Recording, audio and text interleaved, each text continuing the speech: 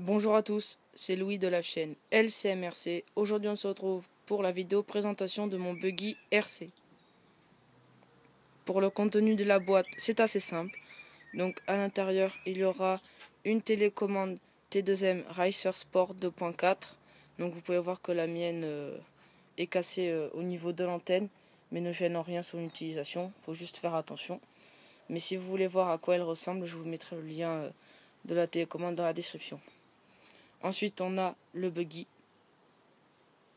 puis le chargeur mural.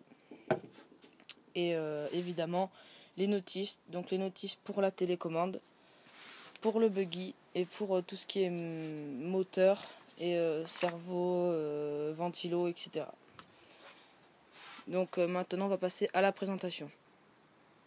Pour la présentation, vous pouvez voir que le Pirate Stinger est le grand frère du Pirate Raiser.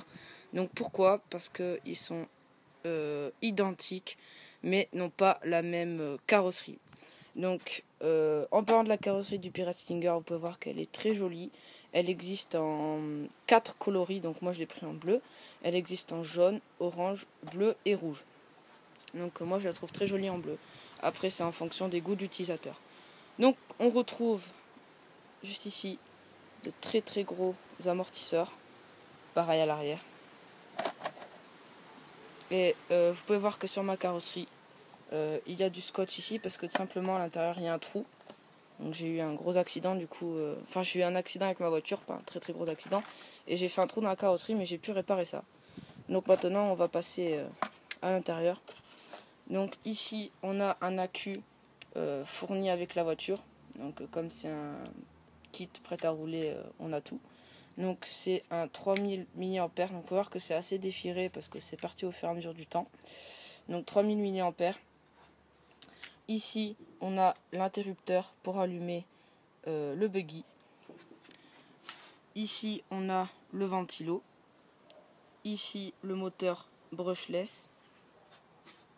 Et ici un servo qui n'est pas celui qui est monté sur la voiture lorsque vous l'achetez. Moi je l'ai changé parce que j'ai grillé l'autre en forçant un peu trop à la réparation, du coup ce qui fait que ben voilà, à force de forcer ça a complètement fait cramer l'autre cerveau. Donc si vous voulez voir quel est le cerveau de base, je vous mettrai le lien dans la description. Et pareil pour la carrosserie, si vous voulez voir à quoi elle ressemble en vrai, mais bon, il y a juste le haut qui est parti. Et en fait à la place de ça il y avait juste une sorte de dessin de moteur en fait, voilà. Donc rien de trop spécial. Ensuite, donc vous pouvez voir qu'aussi j'ai changé voilà, j'ai changé la couronne centrale parce que j'ai un caillou qui s'était bloqué, du coup ça m'a mangé toutes les dents. Et après j'ai rien changé d'autre, hein. Je pense que tout est opérationnel. Donc maintenant on va passer à la conclusion. Donc maintenant on passe à la partie conseil. Donc dans cette partie je vais vous dire tout ce qu'il faut que vous ayez sur votre Pirate Stinger pour qu'il aille, on va dire, plus vite, pour qu'il soit boosté au max.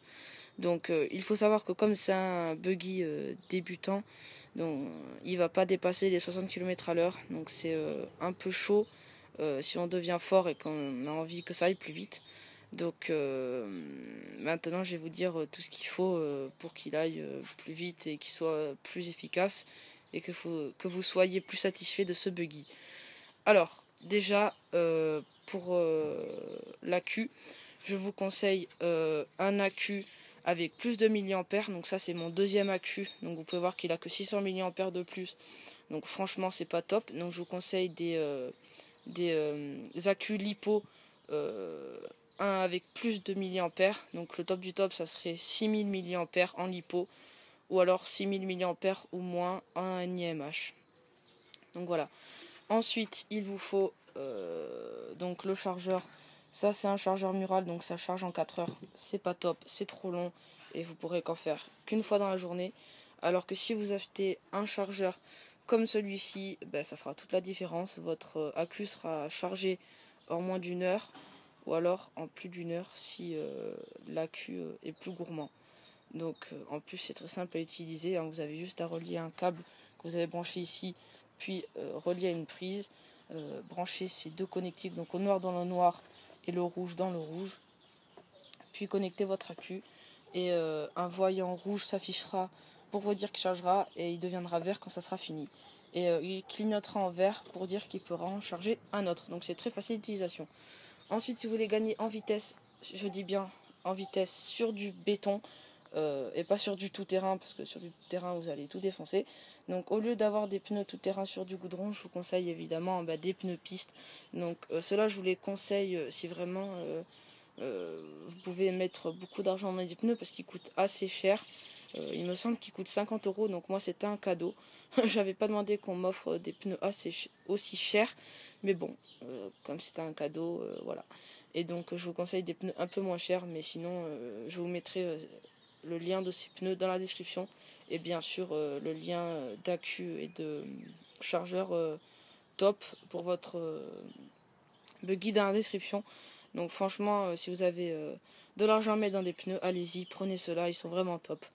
Mais il faut savoir qu'ils ont quand même un gros diamètre, donc vous ne pourrez pas faire trop de drift avec. Et c'est pas du tout des pneus drift, donc voilà. Ensuite, on va passer à l'intérieur du buggy. Donc là, ça se corse un peu, on commence à rentrer un peu dans ce qui va commencer à être cher. Donc vous pouvez voir ici que le cerveau, je l'ai changé, je vous l'ai dit tout à l'heure. Donc il faut que vous en preniez un en métal. Je crois qu'avec dedans c'est des pignons métal, il me semble. Je crois que c'est ça. Ou alors on va dire qu'il est en métal tout court. Alors que celui d'origine est en plastique. Je vous conseille d'en acheter en métal, sinon il va rapidement s'user et s'abîmer à cause des chocs. Donc moi il est mort, du coup je l'ai changé. Ensuite je vous conseille évidemment de changer le cerveau et le moteur. Donc je vous mettrai le lien d'un cerveau et d'un moteur dans la description. Donc ça se vend pas séparément, ça se vend les deux d'un coup. Donc je crois que vous pouvez en trouver des biens à moins de 100 euros. Je vous mettrai tout ça dans la description. Et la manette, si vous voulez la changer, vous pouvez, mais moi je la garde parce que je sais pas s'il y en a des meilleures ou pas. Mais si vous voulez la changer, je pense que vous pouvez, mais ça changera pas grand chose. Donc voilà, je pense que je vous ai tout dit. Donc, ah non, pardon, il reste aussi l'aileron. Bon, ça c'est vraiment un détail. Vous pouvez voir qu'il coupe énormément du vent. Donc ça, si vous voulez faire un peu de compétition avec vos potes et gagner 2-3 km/h de plus ou 2-3 secondes, eh ben, je vous conseille d'en acheter un qui sera un peu plus aérodynamique et un peu plus large parce que celui-là, il est vraiment étroit. Donc voilà, c'est tout. Je vous ai présenté en plus un peu tout mon matériel et tout ce qui me permet de rouler avec tout ça. Donc évidemment, moi je vais toujours m'améliorer, hein. Je vais acheter des chargeurs parce qu'attention, celui-là charge que des NiMH et une autre batterie, je sais plus comment elle s'appelle. Voilà, mais je vous conseille d'acheter des chargeurs qui font LiPo et NiMH ou alors tout court LiPo, mais ça dépend des gens qui achètent des accus LiPo, NiMH ou d'autres sortes d'accus. Donc voilà, je pense que je vous ai tout dit. Il faut savoir aussi que j'avais pensé aussi à la caméra embarquée. Donc ça, c'est vraiment une caméra embarquée de gros débutants. Mais franchement, ça a fait l'affaire pour notre première vidéo. Donc je vous conseille pas, mais bon, c'est avec ça qu'on a fait notre vidéo caméra embarquée. Mais là, dans pas longtemps, il va y avoir du lourd sur notre chaîne. Donc on va acheter une GoPro pour faire des caméras embarquées et des vidéos. On a aussi, vous avez pu le voir dans le setup, des caméras, des nouveaux logiciels de montage, etc. Donc je vous conseille tout ça. Excusez-moi pour la coupure. Donc on en était à la GoPro, donc on va acheter une GoPro.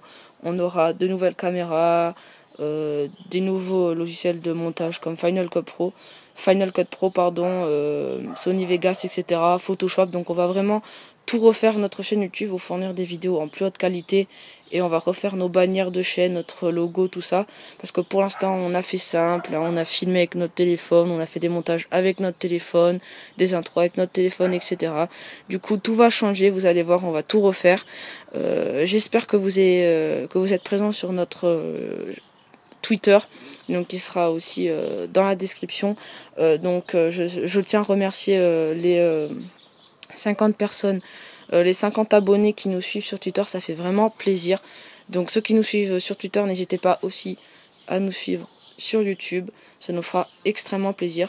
Donc pour ma part, je vous dis à la prochaine pour de nouvelles vidéos. Allez, bye bye.